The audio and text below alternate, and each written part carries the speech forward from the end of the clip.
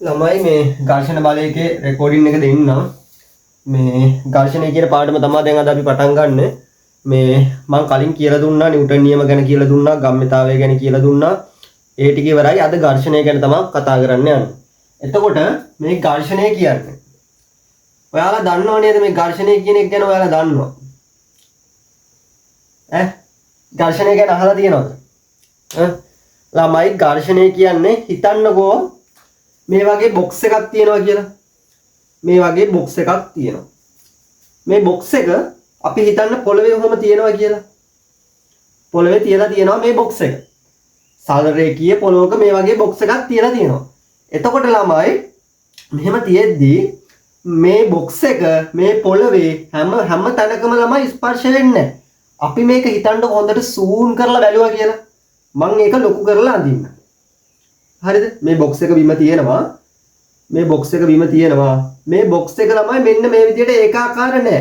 මේ මෙහෙම තියෙනවා. මේ සූම් කරලා බැලුවොත් යට ওই විදිහට තමයි තියෙන්නේ. පොළවත් ළමයි ඒකාකාර නැහැනේ. පොළවත් ඒකාකාර නැහැ. පොළවත් තියෙන්නේ ඔන්න ඔහොම තමයි පොළවත් තියෙන්නේ. මේ තමයි පොළව. මේක පොළව.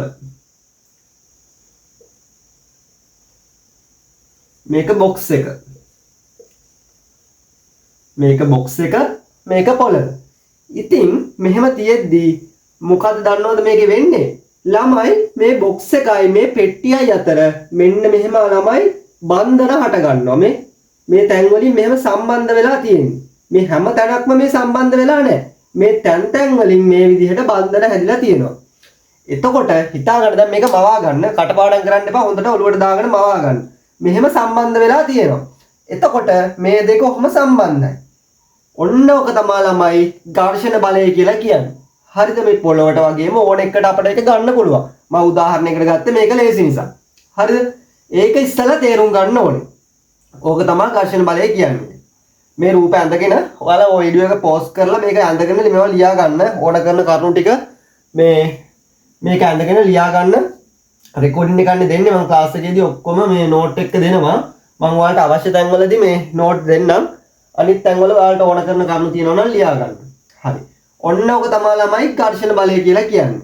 එතකොට මේ බන්ධන නිසා මේක පෙට්ටිය පොළොවට බැඳිලා තියෙනවා. කොහෙටවත් යන්නේ නැහැ. හැබැයි හිතන්නකෝ අපි මේකට මොකක් හරි බලයක් දෙනවා කියලා. මොකක් හරි බලයක් මේ විදිහට දෙනවා. මෙහෙම බලයක් දුන්නාම වෙන්නේ මොකද්ද දන්නවද? මෙන්න මේ බන්ධන කැඩිලා හිතන්නකො තල්ලු කරනවා කියලා පෙට්ටියක් බිම තියලා ඔහම තල්ලු කරනවා. තල්ලු කරද්දි මොකද වෙන්නේ? මේ බන්ධන කැඩිලා මේක ඉස්සරහට යනවා. මේක ඉස්සරහට යනවා. මේ බන්ධන ටික කැඩිලා. ඔන්න ඕක තමයි අපි තල්ලුවක් දෙද්දි වෙන්නේ. බන්ධන තියෙනවා තල්ලුවක් දෙනකොට මේ බන්ධන කැඩිලා මේක ඉස්සරහට යනවා. ඔන්න ඔය සිද්ධිය හොඳට ඔලුවට දාගන්න. මේ ඝර්ෂණ බලය නිසා මේ දෙක සම්බන්ධ වෙලා තියෙනවා.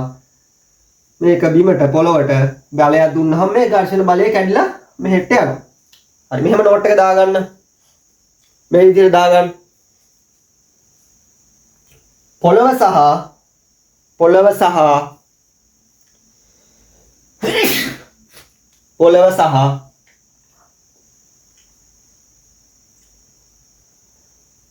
පෙට්ටිය අතර පොළව සහ පෙට්ටිය අතර පවතින ආකර්ෂණ බල නිසා ඝර්ෂණය හටගනී කියලා ලියලා මේ රූපය අඳගන්න. ආකර්ෂණ බලය නිසා ඝර්ෂණය හටගනී. ඒ විදිහට ලියා ගන්න. හරි. යම් බලයක් යෙදුව විට මෙහෙට F කියලා බලයක් යොදනවා කියලා හිතන්න. මම දැන් බලය කියලා දීලා තියෙනවා. F කියලා බලයක් යෙදුවා. යම් බලයක් යෙදුව විට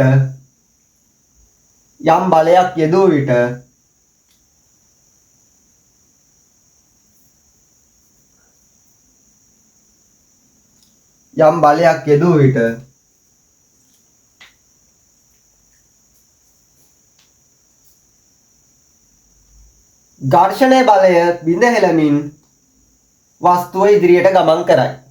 ඝර්ෂණ බලය බිඳ හෙළමින් වස්තුව ඉදිරියට ගමන් කරයි. හරි. එතකොට ඕක හරිනේ. ඕක හරි.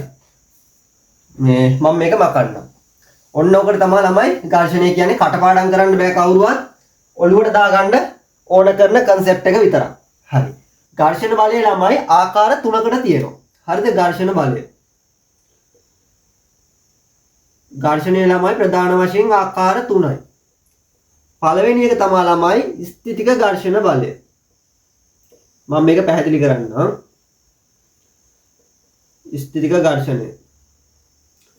දෙවෙනි ඝර්ෂණ බලය තමයි ළමයි සීමාකාරී ඝර්ෂණ බලය. තුන්වෙනි එක ගතික ඝර්ෂණය. හරි ලේසි. හරිද? මේ ස්ථිතික ඝර්ෂණ බලය කියලා කියන්නේ මොකද්ද? හිතන්න අපි මේ පෙට්ටිය මම ඉස්සෙල්ලා කතා කරේ බොක්ස් එකක් ගැනනේ. මේ බොක්ස් එක නිකන් මේ බිම තියලා තියෙනවා. මේකේ චලනයක්වත් චලනය කරන්න දඟලන්නේවත් නැහැ. මේ විදියට සරල විදියට තියලා තියෙද්දි මේ පෙට්ටිය මත ඇතිවන ඝර්ෂණ බලය තමයි ස්ථිතික ඝර්ෂණ බලය කියලා කියන්නේ. එතකොට මොකද්ද මේ සීමාකාරී ඝර්ෂණ බලය කියලා කියන්නේ? හිතන්න අපි මොකක් හරි දෙයක් තල්ලු කරන්න දඟලද්දි හිතන්න ගෙදර තියෙන මේසේ එක තැනක ඉඳන් තවත් තැනකට දාන්න ඕනේ කියලා. එතකොට අපි මේසෙවම බිම දිගේ තල්ලු කරගෙන එනවනේ. තල්ලු කරගෙන එන අවස්ථාවේ නෙමෙයි. තල්ලු කරද්දී අවස්ථාවක් එනව නේද? තල්ලු කරලා තවදුරටත් තල්ලු කරන්න බැරි අවස්ථාවක්. අන්න ඒ අවස්ථාවේ අර තල්ලු වෙන්නෙත් නැහැ, එක තැන තියෙන්නෙත් නැහැ. හරිද? අන්න ඒ වගේ අවස්ථාවක තමයි මේ සීමාකාරී ඝර්ෂණ බලය කියලා කියන්නේ. තව දෙයක් මතක තියාගන්න. මේ සීමාකාරී ඝර්ෂණ බලය තමයි ළමයි උපරිම ඝර්ෂණ බලය. සීමාකාරී ඝර්ෂණ බලය කියන්නේ උපරිම ඝර්ෂණ බලය. මේ ඝර්ෂණ බල තුනෙන් වැඩිම ඝර්ෂණ බලයක් ඉන්නේ ළමයි මේ සීමාකාරී ඝර්ෂණ බලයට. ඒකට උපරිම ඝර්ෂණය. උපරිම ඝර්ෂණ බලය තමයි මේ සීමාකාරී ඝර්ෂණ බලය කියලා කියන්නේ. එතකොට ගතික ඝර්ෂණ බලය කියලා කියන්නේ මොකක්ද? හිතන්න වාහනයක් තියෙනවා. මේ කාර් එකක් ගන්නකො. ඔයාලා ඔක්කොම කාර් වලට ආසයිනේ. මෙන්න මේක කාර් එකක් තියෙද්දි මේ කාර් එක කොහොම ඉස්සරහට යනවා. මොකක් හරි වස්තුවක් තල්ලු කරද්දි හරි වාහනයක් හරි බොක්ස් එකක් හරි ඉස්සරහට තල්ලු වේගන යන අවස්ථාවක් තියෙනවා. හිතන්නකෝ දැන් අර මං කිව්වේ මේසයක් මේ කෙරෝල ඉඳලා එහා කෙරෝලට තල්ලු කරනවා කියලා. එතකොට තල්ලු කරගෙන යන අවස්ථාවේදී පොළවෙන් මේ රෝද මත හරි මේසේ කකුල් මත හරි ඇතිවන ඝර්ෂණ බලයට තමයි කියන්නේ ගතික ඝර්ෂණ බලය කියන්නේ. හරි. මේකට නෝට් තුනක් ලියාගමු. පොතේ තියෙනවා හරියට පැහැදිලි කරලා කියන්නේ highlight කරලා ඔයාලා ඒක පාඩම් කරගන්න. නමුත් මම තේරුම් ගන්න අනිවාර්යෙන් මගේ මේ නෝට් එක හොඳට ඔලුවට දාගන්න. පාඩම් කරද්දී ඔයාලා අරක පාඩම් කරන්න. හරි. ස්ථිතික ඝර්ෂණ බලය කියලා කියන්නේ වස්තුව චලනය වීමට පෙර ඇතිවන ඝර්ෂණ බලය ස්ථිතික ඝර්ෂණය කියලා ලියා ගන්න. සීමාකාරී ඝර්ෂණ බලය කියලා කියන්නේ උපරිම ඝර්ෂණ බලයයි කියලා ලියා ගන්න. ඒ වගේම මේ විදිහටත් ලියා ගන්න. චලනය වෙන්නෙත් නැහැ, ස්ථිතිකව තියෙන්නෙත් නැහැ. හරිද? මේ අවස්ථාව මම ගොඩක් පැහැදිලි කරානේ. අර චුට්ටක් බලය වැඩි කරද්දි තමයි මේ අවස්ථාව එන්නේ. අර චලනය වෙන්නෙත් නැහැ, එක තැන තියෙන්නෙත් නැහැ වගේ අවස්ථාවක් තමයි මේ සීමාකාරී ඝර්ෂණ බලය කියන්නේ. ඒක තමයි උපරිම ඝර්ෂණ බලය කියන්නේ. එතකොට ගතික ඝර්ෂණ බලය කියන්නේ චලනයේ ආරම්භ අවස්ථාවේ ඉඳලා වස්තුව චලනය වෙන විට. වස්තුව චලනය වෙන අවස්ථාවේ ඇතිවන ඝර්ෂණ බලය තමයි ගතික ඝර්ෂණ බලය කියලා කියන්නේ. හරි. එතකොට මේ ටිකත් හරියනවා. හරි පොඩි පාඩමක් එක වීඩියෝ එකෙන් මට ඉවර කරන්න පුළුවන්. මේක ලියා ගන්න, පෝස්ට් කරලා වීඩියෝ එක ලියා ගන්න ඒවා ටික. නෝට් එකත් ඒ විදිහට ලියා ගන්න. හිතන්නයි හුරු වෙන්න ඕනේ ළමයි. කටපාඩම් කරන්න එපා කිසි දෙයක්. හිතන්න හුරු වෙන්න ඕනේ. එතකොට දැන් මේ ඝර්ෂණය ගත්තොත් ළමයි ඝර්ෂණ බලය ගැන කතා කරේ. දැන් අපි කිව්වා ඝර්ෂණ බලය ඇති වෙන්නේ කොහොමද? ඝර්ෂණ බලයේ අවස්ථා තුනක් ගැන කතා කරා. දැන් අපි බලමු මෙන්න මේ වගේ ඝර්ෂණ බලය අඩු කරගන්නේ කොහොමද කියලා. ඝර්ෂණ බලය අඩු කරගන්නේ වැඩි කරගන්නේ. හරිද?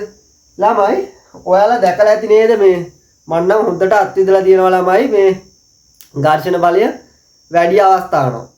සපත්තු වල කට්ට කපලා ඝර්ෂණය වැඩි කරගන්නව නේද? මම හොඳට මට පෑගිලා තියෙනවා බස් එකේ ළමයි අය ඉන්න බෑ. ඔය ගෑනු කට්ටියම අඩි උස සපත්තු දාලා හෙන්න කට්ට කපලා යනවා නේ. ආන් ඒ වගේ කට්ට කැපුවාම මොකද දන්නවද වෙන්නේ ළමයි? අර පෘෂ්ඨයට හොඳට සම්බන්ධ වෙනවා. එතකොට අර ලෙස්සල යන්නේ නැහැ. වැහි දවස් වලට උනත් හොඳ විදිහට කියන්නේ පාරේ යන්න පුළුවන් කිසි අවුලක් නැතුව හොඳට සපත්තු වල කට්ට කපලා තියෙද්දි. ඒක ඝර්ෂණ බලය වැඩි වෙන අවස්ථාවක්. මම නිකන් කිව්වේ. ඝර්ෂණ බලය අඩු වෙන අවස්ථාවක් අපි කතා කරොත් කොහොමද ඝර්ෂණ බලය අඩු වෙන්නේ ළමයි? ඝර්ෂණ බලය අඩු කරන්න මොනවද කරන්න පුළුවන්? ළමයි ලිහිසි තෙල් යොදන්න පුළුවන්. ලිහිසි තෙල්. හරිද? තව ඊට අමතරව දැන් ට්‍රැක්ටර් තියෙන ගෙවල් වල ළමයි එහෙමනම් දැකලා ඇති ග්‍රීස් ගහනවා නේද කොච්චර හරි. ග්‍රීස් ගත්තාම මොකද වෙන්නේ? ඒකේ අර ඝර්ෂණ බලය අඩු වෙනවා. දැන් උදාහරණයක් තිබ්බොත් මේ වගේ දැන් හිතන්න මේ පෘෂ්ඨයක ග්‍රීස් ගහලා තියෙනවා කියලා. මේ පෘෂ්ඨය ඔහම ග්‍රීස් තට්ටුවක් ගහලා තියෙනවා. එතකොට මොකද වෙන්නේ? මේක ඉක්මනට ලෙස්සලා යනවා ඉස්සරහට. ඒ කියන්නේ මේ බන්ධන වල හැකියාව අඩු වෙලා ඝර්ෂණ බලය අඩු වෙන එක තමයි මේකෙදි වෙන්නේ. එතකොට ග්‍රීස් යෙදීම. තව අපිට බෙයාරින් යොදන්න පුළුවන්. හරිද? මේව නම් ළමයි පාඩම් කරන්න තියෙන්නේ. තේරුම් ගන්න දෙයක් නැහැ. මේකෙන් කරන්නේ අර ඝර්ෂණ බලය පෘෂ්ඨ දෙක අතර අඩු කරන එක. හරිද? ඒක හොඳට ඔලුවට දාගන්න පෘෂ්ඨ අතර ඝර්ෂණ බලය අඩු කරන එක තමයි මේකෙන් කරන්නේ. ඊට පස්සේ ඝර්ෂණ බලය වැඩි කරන්න පුළුවන් අවස්ථා ගත්තොත් ඝර්ෂණ බලය කොහොමද වැඩි කරන්න කියන එක ගත්තොත් දැන් මම කිව්වා මුලින් කට්ට කපනවා.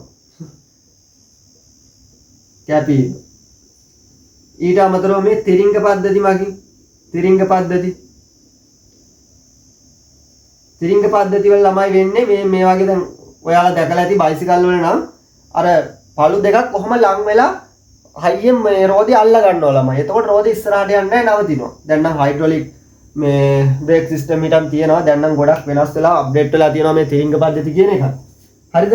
ඔය ටික තමයි ළමයි ඝර්ෂණය ප්‍රධාන වශයෙන් ඔයාලා දැනගන්න ඕන ටික. හරිද? මම මේ වගේ ගණන් හදනවා මේ වගේ සම්පූර්ණ ටියුට් හම් ඔයාලට දීලා තියෙනවා. ඉතින් මේ ඔක්කොම අභ්‍යාසය කරන්න ඕනේ. හැම ටිකම ගානට කරගත්තොත් කිසි ගේමක් නැතුව ගොඩ දා ගන්න පුළුවන්. හරිද? මේක ලේසි පාඩමක්. මම මේ පාඩමෙන් කොහොමද ප්‍රශ්න කරන හැටි ඔක්කොම ක්ලාස් එකේදී කියලා දෙන්නම්. හරි මේ ටික ලියා ගන්නකො.